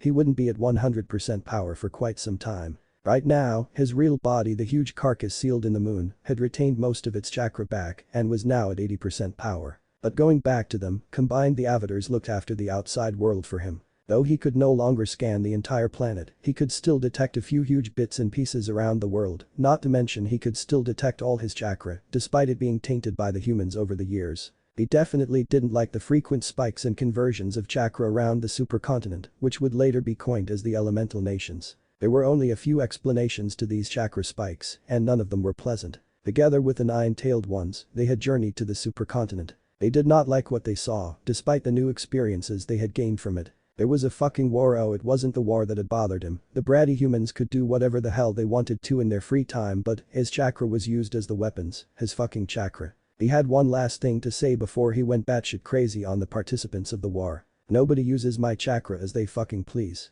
If the tailed ones had learned anything from their visit to the outside world, it was that you never, ever pissed off the Shinju. Unfortunately for them, the humans didn't live long enough to learn from that lesson. Oh yeah, there were these two brats called Indra Otsutsuki and Ashura Otsutsuki that were leading the two sides of the war against each other. Guess what? They were the descendants of that stupid Hagoromo Otsutsuki. What a fucking coincidence. Of course idiots beget bigger idiots. He could remember the massacre as if it was yesterday. Flashback. AN. Hagoromo and Homura had kids before they fought, so did Indra and Ashura. So the Uzumaki, Senju, Uchiha, Hyuga and Kagaya clan will still exist. Homura will be the ancestor of the Uzumaki, Hyuga and Kagaya clans, while Hagoromo will be the ancestor of the Uchiha and Senju clans. Ashura Otsutsuki, a man with short spiky brown hair wearing a light-colored kimono, was suspended in midair, enveloped in a huge amount of golden chakra that was shaped into a battle avatar with black lining, 3 heads and 6 arms. The young Otsutsuki was facing off against his older brother, who was just across the battlefield. They were staring at each other, two warriors of similar power levels reading each other's heart. There was no doubt in the two warriors' mind. Battle was inevitable. Indra Otsutsuki, a man with long brown hair cut short on two with 2 locks wrapped on bandages on opposite sides, wearing a similar light-colored kimono to that of his brother, was likewise suspended in midair. Encased in a spiritual embodiment of his chakra that was just slightly bigger than Ashura's battle avatar, the man charged into battle as he sped across the battlefield towards his brother in the head of his gigantic Susanoo. It's the same Susanoo that Sasuke has after he inherited half of Hagoromo's powers. Likewise, preparing for battle, Ashura charged off at similar speeds as they prepared to clash. One moment, their avatars were about to collide in the next. Boom. What? The two brothers said in synchro. It was like a horror movie, not that they even knew what it was. What stood before them as it intruded onto the battlefield was a collective force of nature that tore through their ranks, as if it wasn't even there in the first place. In the horizon, all they saw was wood, or more specifically hundreds upon hundreds of wooden dragons, sprouting out of quickly spreading forests. They tore through the ground and the two Otsutsuki's allies' minions as the collective mass of nature came closer. Thunder roared as it came down to scorch the earth. All over the battlefield, bolts of lightning electrified the war mongrels, ultimately killing them. But that wasn't all. Between the trees rapidly sprouting out of nowhere, huge amounts of water gathered up as it formed into a wave, a huge freaking tidal wave. They had never seen such a horrifying spectacle since ever. The two Otsutsuki were forced to snap out of their shock as the insane natural disaster came upon them. Indra used his Susanoo. It grew wings as the older Otsutsuki flew out of the range of the attack. Ashura's avatar, unfortunately, had no such ability. So he was forced to endure. But not before doing something about it. Using all 6 hands, black spheres popped out as they all expanded in size. These were the truth-seeking balls that used Senjutsu to combine 4 nature affinities. All 6 arms stretched to insane lengths as they expanded to collide against the huge forest in a desperate attempt to stop it, slow it, anything. His attempts bore fruit at first, his 6 attacks blasting the forest areas to bits as it inched further away from him. But the tidal wave gathered behind the initial onslaught of wood was now headed towards him. Quickly, in response, Ashura gathered chakra into 2 of his avatar's palms. 2 golden chakra swords appeared. Raising them up in a grand gesture, he swung them down as 2 waves of chakra split the wave apart. He was safe from that now. Indra was looking amazed by the entire spectacle, not even he could gather enough chakra to amass an attack of this magnitude. Even now, his Susanoo was protecting him from the bolts of lightning, if only barely. As he saw the wave, he spotted something that shocked him. There was a siren golem riding the wave. It had peculiar fiery lines running across the wooden exterior, but nonetheless a huge freaking golem was riding a wave. His surprise prevented him from noting the attack Ashura had just used. But as the wave was split apart, the golem jumped. It literally jumped, for God's sake. How the heck does a golem use water to jump that high, never mind that it was undoubtedly heading towards him. Forming a sword, he tried to cut through the rising golem, only for that particular golem to punch right through and into his Susanu's face, and then right into him. Caught off guard, he spun around in the air as his spiritual avatar did somersaults like mad. Unable to regain his composure in time, he didn't notice the golem soar above his Susanu as it majestically flew over him, arms raised. When he did finally regain his composure, it was too late. The golem above him gathered natural lightning into all three left arms as it dove down towards him. At that moment, three continent-shattering fists impacted with his Susanu. One fist embedded right below the chin, another embedded in the chest and the last embedded in the stomach area. It was way too much for him to handle. One moment his Susanu was hit by three lightning-enhanced fists, the next he was falling down at a rapid pace, faster than the speed of sound. Just a few moments beforehand, Ashura after he had dealt with the tidal wave, was ill-prepared for the forest that was hidden just right behind it. He shoved all 6 arms forwards in a last attempt to stop the forest, but he didn't expect 9 wooden dragons popping out of nowhere as it rammed into his golden avatar. All 6 hands were stopped at the wrist as 6 dragons, one each, bit hard on it. The other 3 dragons were free to ram into his avatar. The impact was powerful as it pushed him back several kilometers away. But that was the least of his concern. He couldn't feel it till moments later, but suddenly, his chakra was being pulled away, absorbed, at an insane pace. Whilst his avatar diminished in size, he was unable to defend himself or stop the wooden dragons from absorbing his chakra. But that concern was answered when the shadows below him seemed to expand as the sky seemed to darken. Looking up, he was scared out of his wits when his brother's Susanu was crashing down towards him. Unable to move his avatar as it was wrapped in wood. He braced himself for impact. Soon enough, his entire center of balance was shifted downwards as he was forced to buckle under the gravitational pressure of his brother's fall, compensating for both of them actually. The impact was painful, they were downed onto the floor as their avatars were almost extinguished. Groaning in pain, they tried to restore their avatars. But that effort was for naught, for the incomprehensibly fast-paced onslaught of one continent-shattering attack after another was too much even for them to defend against. More so as the golem that was just above them also fell down, as its 2 feet collided with both avatars, extinguishing what was left of the 2 chakra embodiments of physical and spiritual energy. Though the almighty stomps missed their real bodies, the shock waves that resulted from such a powerful landing blew them dozens of kilometers away. As they landed painfully, the 2 were now struggling just to survive, breathe even. They didn't even know who they were fighting against. Amassing their chakra once again, their superhuman life forces restoring their chakra at a rapid pace, slowly their avatars popped up once again. If it wasn't for their life force, they would have been goners by now after running out of chakra. In this fic, the quality and quantity of your life force is a huge factor in the speed in which your chakra recovers. If that's what actually happens in canon then whoopee. But that's the only factor that their life force was helping in this battle massacre. It kept them in the game, just barely, but they weren't any closer to winning. Not to mention, although they didn't know it yet, they were up against the Shinju. The Shinju had an infinite life force of immeasurable quality. It could fight a battle, well, forever. It could literally summon 1,000 meteors simultaneously, each the size of the moon, and then after a few seconds of recovery, it would be back to full power. Taking a closer look at their mysterious opponent, the golem wasn't entirely made out of wood. It was actually black in color, as several lines ran through it, lines that showed that the interior of the golem, internally, was completely made out of lava. It looked like a demon with its Oni-like face, charred black wood powered by molten rock, as boiling smoke emanated from its mouth. 2 molten arms, another pair, sprouted from its back. It stretched towards both of them. On reflex, the 2 dodged it just in the nick of time. Taking this opportunity, the 2 closed in on the golem. The golden battle avatar formed 6 black spheres, whilst the Susanu formed 4 black swords. The golem's earlier momentum was gone, they could use this opportunity to counterattack. But as they came closer, wooden dragons popped out of the ground below their avatars. Wrapping itself around them, the 2 Otsutsuki noticed that these dragons were different than before. They had a lot more chakra than before, which was indicated by the pure white aura they emitted, as well as the white chakra that came out of its wooden eyes and from the sides of its wooden mouth. In a tilted stance with their arms outstretched, each holding their respective weapons, they were instantly stopped by the wooden dragons that were crushing them. Flaring their chakra, it only served to encourage the dragons to absorb their chakra faster. Their chakra was being absorbed at a much faster rate than what their life force could restore. But this chakra, it was so familiar to them. At the same time, they came to the same conclusion. This chakra, it felt like their father's, yet at the same time it felt like so much more. Who are you? Ashura was the first to ask the previously unspoken question out loud. Who dares to interrupt my battle? Indra continued. You Otsutsuki are a foolish bunch, it hasn't even been a dozen years and already you people are using my chakra for your petty wars. Just to clarify, it wasn't the wars that pissed him off, years of watching humans wage war on his planet made him adjust to the fact that humans would always be stupid, violent creatures that desired conflict as if it was a drug. As far as he was concerned, they could do whatever stupid shit they wanted. It was the moment when they involved his chakra in their petty squabbles that the gloves were off. For the first year he was seriously contemplating just ridding the universe of sentient life, leaving only he, the tailed ones and the dragons alive. Not even the other animals that had just inherited his chakra would survive. But he had wanted to see if his chakra would at least be used for good for the first few years. In the first 3 years, they didn't do anything with his chakra, nothing bad, but nothing good either, and it wasn't as if he was in dire need of his perfect state that he would rid the universe of life altogether. So he allowed them to retain it. Figures not a dozen years later and they're already using chakra to fight wars. Bloody pests. Figures it was the Otsutsuki clan, again, that would be the cause.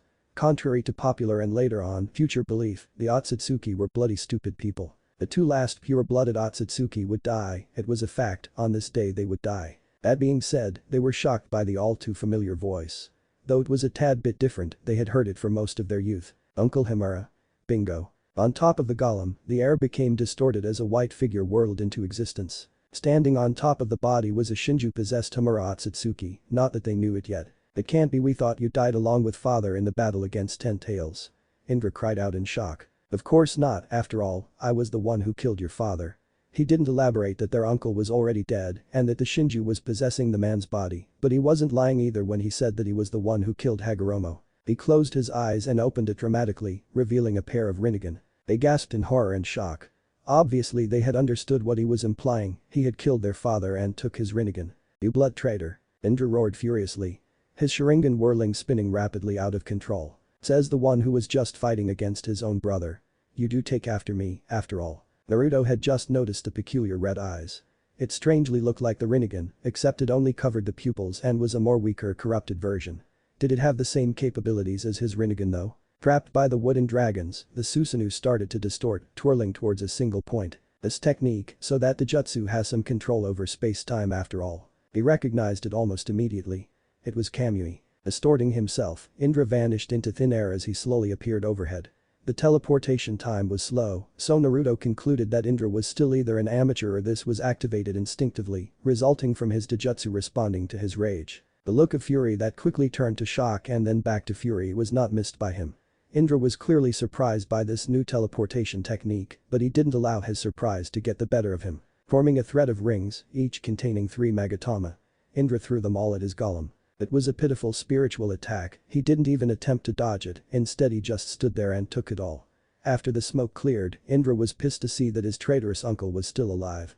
Ashura was still shocked that his favorite and only uncle killed his father. Only now did he allow himself to take action. Turning his battle avatar off, Ashura was free from the confines of the wooden dragons and leapt towards his possessed uncle. The man's figure turned gold as he suddenly wore a golden cloak of pure chakra, black linings here and there with Magatama patterns etched on his back, similar to his father's favored white cloak. I see a more concentrated form of his battle avatar. The condensing of chakra was impressive compared to how much chakra they wasted using their huge chakra avatars. But to him, a chakra god, it was still pathetic. Ashura formed a Shakujo composed of the same energies as the truth-seeking balls. Just for the shits and giggles and to see what Ashura's reaction would be after he had struck, he had allowed the young Otsutsuki to hit him in the face. Almost at the same, just a bit slower, Indra's Susanoo had dove down swinging all 4 swords at him. He had expected that and used 3 of his lava wood golem's arms to block the overhead attack. Needless to say, Ashura and Indra were shocked to see that their attacks were stopped so easily, or in Ashura's case, endured through. Laughing a tad bit, he used the rest of his golem's arms to grab onto the swords to throw Indra away, while he cocked back his fist and punched Ashura in the stomach. As he expected, mortals were still so fragile. As soon as his fist came into contact with Ashura's ribsage, the left side of it that is, he could literally feel it shatter in a matter of milliseconds. From the impact, Ashura, in the next moment, was sent flying faster than the speed of sound. A long distance away Ashura crashed against one side of a mountain. The landing caused the mountain to break apart. His punch was just that strong. If he was in his prime, his chakra-enhanced punch could probably split the planet in one fell swoop. This was getting pretty tedious. Sure, he could end it pretty quickly. Sure, he could just use his dimension-hopping abilities to pick them off one at a time. But he wanted to see the mortal brothers despair after seeing that they were entirely outclassed in the one area they had specialized in. Brute force. Ironically, now that Ashura was out of the way, He could deal with Indra personally. He was interested to see how this red Dojutsu fared in comparison to his Rinnegan. "Come at me, boy." There was no need to be wordy for this battle. He knew this and the brothers knew it. Though he didn't babble on and on simply because he wouldn't, the two brothers, however, couldn't. They had to focus all their efforts on merely surviving despite the fact that he was toying with them, and worst of all, they actually knew it. Their chances of surviving were dim, remarkably so. The spike of spiritual energy, interesting, so that Indra boy is using Kamui now. His lava wood golem charged, as did the black Susanoo. Two of the golem's arms went right through the Susanoo as Indra swung two swords at his golem. An amateurish mistake. Indra was surprised when the sword passed straight through the golem, whilst its arms were still passing through his Susanoo. His surprise transformed into shock when his Susanoo was suddenly hit by two of the golem's other fists. When he recovered, he could only stare at the golem. What, how? Want to know how, boy? Fuck you, that's how. No fighting veteran would use an experimental technique in the middle of a life and death fight. The boy should find these things out for himself. Bloody stupid humans keep on using shit that they weren't familiar with. Hagoromo and his use of Senjutsu without even knowing about it was one example. This Indra boy and his use of an advanced space-time technique was another. Contrary to what Indra seemed to believe and what future Kamui users believed, the Kamui wasn't invincible even during activation. The Kamui was an advanced space-time technique that allowed the body to simultaneously travel between the physical and spiritual representation of this realm, or in simple human terms, an alternate dimension if you will. Using the body as a medium, whilst in activation, the body would be split into a physical aspect and a spiritual aspect, which would be placed into the physical and spiritual representation of this realm. When Kamui was activated, the physical aspect of the body would be placed into the spiritual representation of this realm alternate dimension when the body was under attack, which brought about the illusion that the body was intangible, when in fact the physical body was only replaced by a spiritual copy of the body. This was where the weakness of the technique was revealed. When the body was in a state of so-called intangibility, you could still hit the body if the attack was purely comprised of spiritual energy. If one looked closer, the golem's 6 arms were covered in a black energy that took the shape of a gauntlet. That was manifested spiritual energy, which allowed him to still hit Indra's Susanoo despite him using Kamui. To say that Indra was angry from his response was an understatement, he was downright pissed off. Releasing a battle cry, Indra charged towards him once again. Except this time, he could feel 3 subtle layers of illusions attempting to affect him. He shrugged it off rather easily. The boy was learning, but it was still useless in the end. The difference between them was greater than the distance between heaven and hell itself, a lot greater. The boy clearly didn't think that, so it was time to teach the boy exactly who was the apex predator in this situation. Lazily stretching out an arm, a single white chain appeared. The chain pierced the Susanoo and connected with the Sharingan user. He had no time whatsoever to react when Naruto lazily yanked him out of his black avatar. He was being reeled in. In a last-ditch attempt to save himself, he stared straight into Naruto's eyes. The SUKUYOMI moon, reader. The sky turned red as reality darkened. But that was only for a moment, in the next the sky started to crack under the sheer pressure of his released power. In the next moment, the illusion was broken. The feedback caused Indra to clutch his head in pain. Naruto issued the golem to attack, and so one of its arms punched the entire body of Indra as he was sent crashing into the ground. That was the second knockout in this bloody fight. The spike of chakra, these guys were stubborn. Looking back to was the spot he had punched Ashura into, he saw the familiar gold battle avatar with all 6 arms in front of its chest. It was focusing all its chakra into one point. The black sphere was a highly condensed chakra bomb, figures, wire all the most destructive techniques in the form of bombs. Using his golem, he sprinted towards Ashura. A wooden dragon's in tow, filled with white chakra as indicated by the glowing eyes and side of the mouth. As Ashura finalized his attack, he launched the bomb in his direction. He sent the dragon forward in order to counter the attack. It ate the bomb. Ashura became fucking hysterical. A wooden dragon had just ate his strongest attack, ate it for God's sake. It was even burping comically in the background as if mocking him as his opponent pressed on. The golem then opened its mouth as it spewed gigantic amounts of lava. Completely covered in lava for a few seconds, Ashura struggled to move forward. Eventually he ducked beneath the attack and then right below the golem, safe from the lava attack. Sending 3 simultaneous uppercuts, he missed as it followed straight through and missed the golem by a few inches. The golem then grabbed the avatar's neck as it flipped him overhead and then slammed him back onto the ground. However, the golem was then stabbed in the stomach area from behind. Indra's Susanoo had swirled in, teleported, from behind. Half of its upper body had appeared before it had used its sword to stab the golem. Unfortunately, the surprise attack didn't faze it in the slightest. In some literal twisted fashion, the golem upper body had spun around while the lower body stood still and clothes lined the sucker. A Susanoo had crashed into a nearby mountain, but the opportunity Indra had provided was not missed by Ashura. Once again gathering chakra, the young lad focused all his chakra into one black ball as he shot it towards the golem's back. Unexpectedly, the golem ducked and avoided the explosion of the chakra bomb. "You're going to have to do better than that, I'm afraid. Then take this." Takriyasaka beads had struck the golem dead in the stomach area again, sending it flying away from Ashura's battle avatar. The spinning beads grated against the charred wood, taking off chunks. Suspended in midair, Indra with his fists, that had formed into a claw shape, quickly clenched. In response, the spinning Yasaka beads chopped the golem into half. Foolish boy. They didn't know what he meant at first, but something peculiar was gathering around them. Dust. Dust was gathering near the sliced wood lava golem. Everything was fine one moment, but then Naruto gathered wind between his palms and concentrated it into a sphere. The two halves of the golem turned red. The amount of dust increased. But it was two words that set off everything. Volcanic explosion. Boom. As the golem exploded, the flames produced were only enhanced by the release of the pressurized wind Naruto had created beforehand. Together with the dust, a dust explosion occurred, causing a gigantic mushroom explosion. For dozens of miles all one could see was smoke. In the center of the crater caused by the explosion, Naruto was trying to get some rubble off of him. Dang, I didn't think that this body would have survived that. His thoughts were backed up by the fact that there were multiple severe burns all over the possessed body, despite intense chakra reinforcement. His white Haori was in tatters, but it was quickly being restored via chakra usage. Indeed, if that explosion were just a tad bit more explosive, this human body wouldn't have lasted. Even with chakra enhancements, it didn't change the fact that human bodies would always be naturally fragile. Hagoromo and Homura, when they were alive, may have had fairly big chakra levels to the point where they could summon meteors and use the elements in battle. But that didn't change the fact that they could be killed by a simple sword being stabbed through their hearts. In his real body, he didn't need to worry about such trivial mortal problems. His entire body was so naturally hard that he could survive being hit by a meteor the size of this planet, and so naturally resistant to the elements that not even swimming in the sun could faze him. If you were to make a comparison, Naruto's skin would survive a barrage of punches from a really pissed off Superman, whilst only receiving minimal damage, and that's without chakra enhancement. Which was why he was starting to like using a human body. Yep, that's right, he was starting to like using a human body to fight landscape-changing fights. It made things challenging.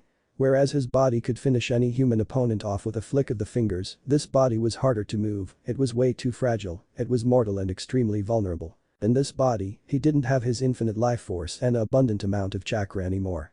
He had to make do with a body that could only muster enough chakra to match Gyuki at best. Not to mention that fights would last a lot longer. Yep, he was definitely going to be using mortal bodies to fight from now on. It made things a tad bit more interesting. Which bring you to the question. If Naruto had to fight with only Homura's level of power, why was he so much more better at fighting in comparison to Homura? Simple, because Homura, Hagoromo and Kagaya were complete amateurs at using chakra. Sure, they could use landscape-changing attacks with ease, but that was because of the chakra fruit's influence. Whenever they were using chakra to do an attack, they wasted way too much chakra in doing so. There was one simple fact when it comes to controlling chakra. Willpower is the main factor in channeling chakra. That was why he could cause natural disasters with minimal chakra, because he had willpower in spades. Now it was time to collect the life forces of the last 2 Otsutsuki. Together he would have the life forces of 5 Otsutsuki. Kagaya, Hagoromo, Homura, Indra and Ashura. Perfect, they would be perfect for his plan. Walking over to Ashura and Indra, who had been blown away and landed next to each other, he clutched their hearts. Good riddance to the Otsutsuki. Then flashback. The sun shone when the 2 Otsutsuki had been defeated. It was a pleasant day back then. Until he heard that their descendants were taking in the footsteps of their ancestors. Bloody fucking half-blooded descendants. He took a field day, he had enough dealing with their stupidity. It was time to release some frustration on the multiverse. Sealing his real body inside the mortal body, he didn't care that by doing so the mortal body would decay faster. He opened a dimensional rift and went on an apocalyptic spree. He was so pissed off that when he traveled throughout the multiverse he had created, he had annihilated 137 different universes. Of course he had restored them, only to destroy them again and again and again, until it was only at his 7th time traveling across the multiverse that he had stopped. He was so pissed that he didn't care that releasing so much chakra at once was detrimental to the mortal body's health. When he had returned, his body was already decaying rapidly. His plan had to be enacted soon. Hopefully, they the 9-tailed ones would take the news well, not bloody likely, but still it wasn't like he was going to be gone forever, but they still tended to overreact. Oh well, let's just wing it. Entering a cavern, he used his chakra and placed a palm on the ground. 9 huge bodies of smoke suddenly appeared. Father, what's going on? Son Goku was the first to ask. They were still in the middle of playing, father never disturbed their playtime unless it was something really, really important. This body is dying. Naruto decided to be blunt about this, so he dropped the proverbial bomb instantly. Wow, they all cried out in shock. Daddy, don't die. Seiken jumped onto him and hugged him for dear life. The tick mark appeared on Naruto's forehead, he smacked Seiken on the head. I'm not dying, you idiot. Huh? Seiken actually forgot. This body is the only thing that's dying, I'll still be alive, remember? This body was never mine in the first place. Oh yeah, he forgot. He smacked Seiken on the forehead again, though a tad bit softer. Don't surprise us like that, Dad. Son Goku cried out. What does that mean now, Naya? Are you going to use your real body now, Naya? Oh, please use your real body, Naya, you're so much more handsome in that form, Naya. Madatobi purred in her human form. Her verbal tick was still evident, though his lessons had decreased her usage of them in her sentences by a lot. I'm going to create a new body using this, of course. He took out a vial of blood. Of course, with their keen senses they could smell something familiar about it. That blood, it smells like the Otsutsuki except more pure. Shikoku guessed. That's right, that is because this right here is Kagaya Otsutsuki's blood. They gasped in shock, they knew exactly who that woman was because he had told them about her in stories. Speaking of Kagaya, after the battle with Indra and Ashura, he had detected the presence of that black sentient nearby. Unfortunately for it, Zetsu had knowledge about most things that happened on this planet. Zetsu had snuck up on the black sentient and had took control of it. They were melded together, Zetsu had confirmed his suspicions that this black sentient had a remnant of Kagaya's consciousness. Of course, now that Zetsu had overridden the black sentient, Kagaya's consciousness was now suppressed. I attained it when I had killed her. After all, though it was a minuscule amount, she was the only one who could handle my chakra without decaying due to the chakra fruit. Her blood would be useful for my new body. That being said, he had created a body using a vial of Kagaya's blood beforehand, just to see something. He had injected the body with some of his chakra, and in time, the body had exploded due to sheer overload. Even with the chakra fruit increasing the tolerance towards his chakra, a human body could only handle so much. He had injected about 10% of his total chakra before the body had exploded. Again, humans are way too fragile, that and he was way too op. Don't worry, I'll model this body after my real one, okay? A yippee could be heard from Madatobi. So what will happen to you now? Kamehame asked with concern. I must abandon this body, when I do I need to ask a favor of you, Kuromi-chan. Anything, Naruto-kun. When I abandon this body, I will be vulnerable, I was hoping to seal myself in your body and rest. Me? Why can't you just use that body? Oh, because I have something special planned for it. Come, I'll show you. All 9 of them followed Naruto. They walked on and on until they reached the end of the cavern. Here, there lay a circle containing 9 Magatama. In the center there were 2 torches surrounding a sealing circle. What's that sealing circle for, father? Jime asked. You'll see the seal was actually a chakra stabilization seal.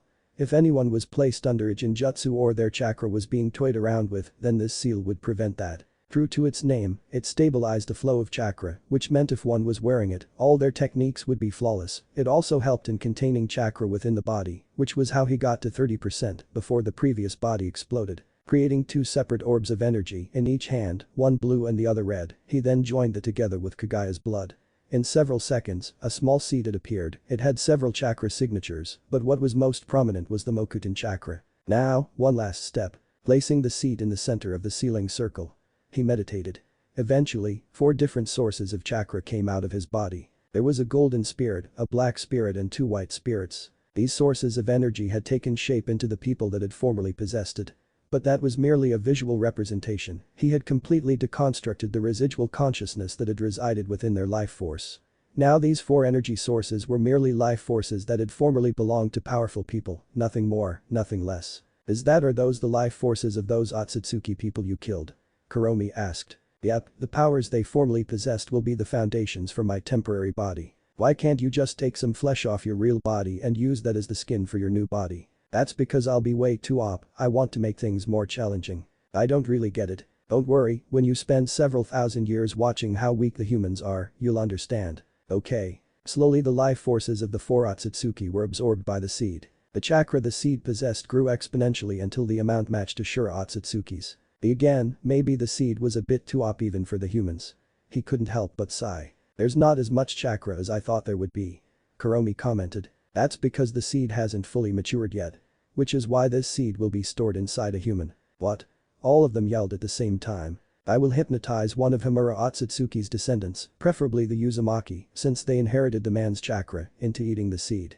Inside her womb, this seed will transform into a baby, and in time that baby will be integrated into human society without anyone even suspecting that the Shinju is among them. But it will take time, 2 millennia maybe. During that time period the seed will pass on to future descendants, all of whom are destined to be female. When the proper time comes, when the seed is ready to mature into a body, then, and only then will the next descendant be a male. Then what happens now? Kuromi asked worriedly. She had an inkling of what he was planning. She didn't like it. Over the years, she had come to love this place, especially because Naruto was here. He was what made this place home. The feeling was mutual amongst her siblings. They loved Naruto dearly, and he had been a constant present in their lives. They wouldn't be used to him disappearing, even if it was only temporary. He seemed to understand her concerns and patted her on the head. Don't worry, I'll always be with you. Here, I'll teach you a technique that will connect all of us forever. Transform into your real forms please. They all transformed into their tailed forms. Close your eyes and meditate. Feel your surroundings. Disregard it and picture yourself plunging into the bottomless sea. Imagine yourself sinking further and further down the sea until you reach a door. Exert your chakra and picture yourself opening that door at the same time. Something changed, clicked. Now, open your eyes. They did, and what they saw shocked them. No longer were they in a cave, no longer were they in the dark. Now, they were on a blanket of water that stretched on well, forever. The skies were clear as each one of them were looking down at a reflection of themselves. This is what happens when you travel beyond your subconsciousness. We are all connected because you were originally a part of me. It is because of that this mental realm exists, one that we can all access. I don't understand, father, why do we need this? Jayuki asked. Here it comes. Because I can no longer be with you. A wave of sadness, despair then anger. What? Why? Don't worry, I won't be gone forever. Remember, I can't die. Then, why would you be gone? I'll also be injecting Himura's life force. Without a body my spirit won't have a place to go. That's why I'll be resting inside Kuromi. Kuromi blushed. Perverted girl. Why don't you just use your real body? Things would be so much easier. Because I want to give the humans one more chance, one last chance. They were confused at his confession. Right now, as we speak, they are waging wars with my chakra. I want to show them the error of their ways. You can force them to not fight by using your real body, your real power. No, true, the humans would stop fighting if I forced them to. But they need to learn this for themselves. They need a fellow human to show them that peace is possible, and I can't do that as a god. But does that mean we can't you see again? No, I promise that the moment I am in full control of my mortal body, that I will find you again. I promise that we will be a family again. Promise? Shikoku asked shyly. Promise? Then what are we going to do now? With Naruto gone, they were lost. You can stay here, I've already told the dragons, they will take care of you. But you're grown up now, I have faith that you will be responsible for your actions, so your future is entirely up to you. Then can we go with you? Go where? Due to the human world. Oh? We want to learn more about the humans while you're gone. Can we, father? Are you sure? You may not like what you find out about them.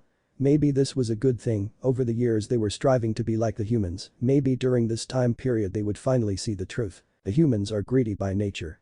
They'll see you as nothing more than a powerful tool just waiting to be captured and used. Are you sure you still want to go? They seemed to be disheartened by the last bit hut, nonetheless they continued.